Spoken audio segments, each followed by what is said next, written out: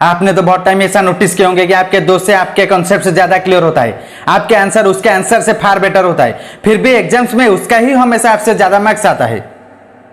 क्या इसके रीजन है आपको पता है? चलो मैं तुम्हें बताता हूं। इसका रीजन है कि उसका हैंडराइटिंग आपसे बहुत अच्छा है।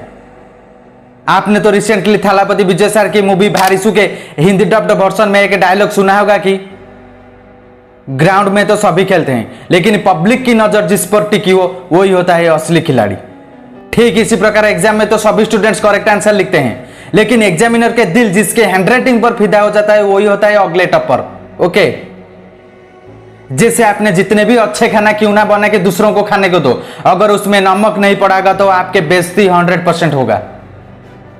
ठीक इसी प्रकार आप कितने भी अच्छे से आंसर क्यों ना लिखे हो, अगर आपके हैंडराइटिंग अच्छी नहीं है तो आप कभी भी टॉपर नहीं बन पाओगे। मुझे लग रहा है कि अब आपको हैंडराइटिंग के इंपॉर्टेंस समझ में आ गया होगा। ओके, तो दोस्त don't fear, motivational joker is here. इस वीडियो में मैं आपको 10 हैंडराइटिंग इंप्रूवमेंट टिप्स शेयर करूंगा जिससे आप फॉलो करके अपने हैंडराइटिंग को 100% सुधार सकते हो। तो वीडियो में एंड तक बने रहना, एंड में स्टार एडवाइस भी है। Okay, let's start the video. Handwriting improvement tips number 1, pen को सही से पकड़ो। देखो दोस्तों, मुझे बहुत अच्छे से पता है कि सब स्टूडेंट्स पेन को उनके ओन स्टाइल में पकड़ के लिखते हैं, लेकिन जो स्टूडेंट्स की हैंडराइटिंग खूबसूरत है वो लोग एक कॉमन स्टाइल फॉलो करते हैं। और वो कॉमन स्टाइल ये है कि वो स्टूडेंट्स पेन को ना ज्यादा ऊपर से ना ज्यादा नीचे से पकड़ के लिखते हैं, बल्कि वो सारे स्टूडेंट्स पेन को परफेक्टली पकड़ते हैं। देखो ठीक इसी प्रकार। ओके, ऐसे अगर आप पेन को पकड़ के लिखोगे तो आपके हैंडराइटिंग में इंप्रूवमेंट होने लगेगा। ओके, तो अभी से पेन को ऐसे पकड़ के लिखना स्टार्ट कर दो।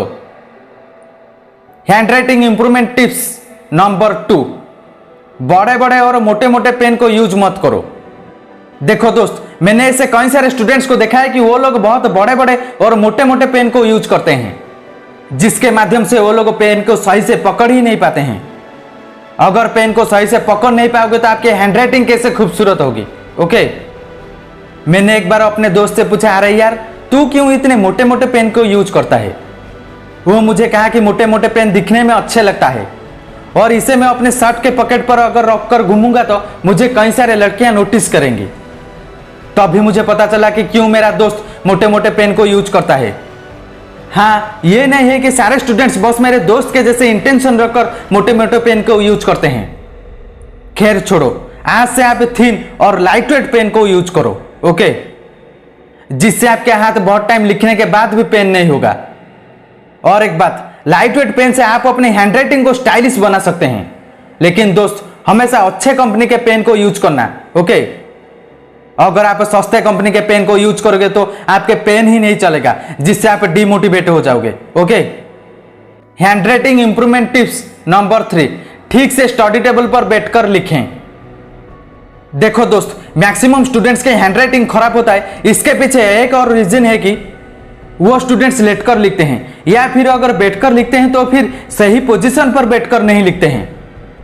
देखो दोस्त, आपके लिए जैसे आपके पेरेंट्स इंपॉर्टेंट है, ठीक इसी प्रकार एग्जाम के लिए अच्छे हैंडराइटिंग इंपॉर्टेंट है। अगर आप अपने पेरेंट्स को खुश रख पाए तो भगवान आपके ऊपर खुश होंगे। ठीक इसी प्रकार अगर आप हैंडराइटिंग को बेहतर बना पाओ तो आप एग्जाम में टॉप कर पाओगे। तो आप हैंडराइटिंग को लेकर सीरियस क्यों नहीं हो? अगर दोस्त लिखने को मन नहीं कर रहा है तो मत लिखो, ऐसे लेटकर लिखने से क्या होगा?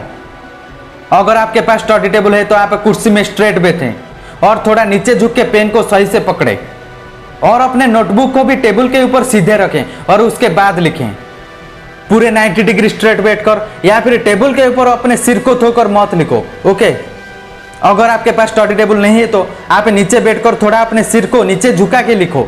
ओके, इस प्रोसेस को आप नेक्स्ट 21 डेज तक फॉलो करें। ओके, और आपकी हैंडराइटिंग इंप्रूव हुआ या नहीं कमेंट बॉक्स में बताएं। हैंडराइटिंग इंप्रूवमेंट टिप्स नंबर 4, थोड़ा धीरे धीरे लिखें। इंस्टीट्यूट ऑफ मेडिसिन IOM की रिपोर्ट टू एरीज ह्यूमन में कहा गया है कि हर साल यूनाइटेड स्टेट्स ऑफ अमेरिका में 7000 मौतें बैड हैंडराइटिंग के कारण होती है। इससे आपको समझ में आ गया होगा कि बैड हैंडराइटिंग दूसरों के जान भी ले सकता है। तो दोस्त, पहले आप अपने हैंड राइटिंग स्पीड को कम करो। अगर हम स्पीड्स में लिखेंगे तो सारे वर्ड्स आपस में कनेक्ट होते चले जाएंगे, जिससे हमारा हैंड राइटिंग बहुत बेकार दिखेगा। ओके, अगर हम थोड़ा स्लो लिखेंगे तो हर एक एक वर्ड के बीच में एनफ स्पेस होगा, जिससे हैंड राइटिंग खूबसूरत दिखेगा।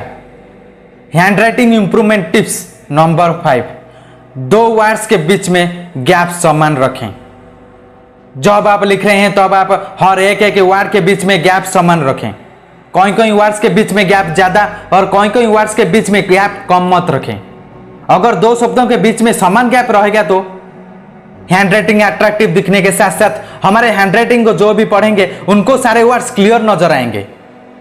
कई बार अगर हम 2 वर्ड्स के बीच में गैप ना रख के उन दोनों को जोड़ के लिख दें तो उनका मीनिंग ही बदल जाता है। तो लिखते वक्त सारे वर्ड्स के बीच में इक्वल गैप रख के लिखना।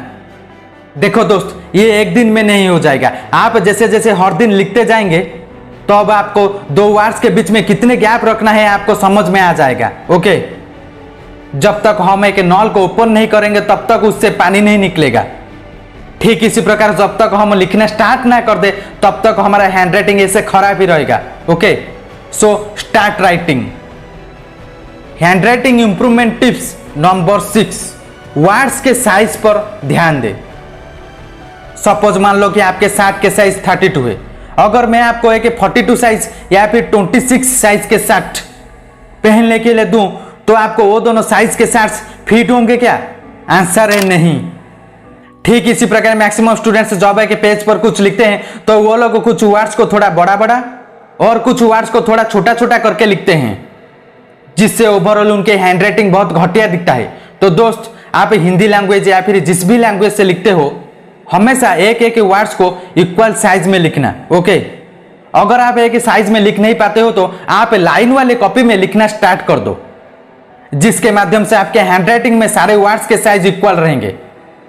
मैं तो क्लास 8 तक इन्हीं लाइन वाले कॉपी में लिखता था, जिसके माध्यम से मेरा खुद का हैंड राइटिंग बहुत खूबसूरत हो गया।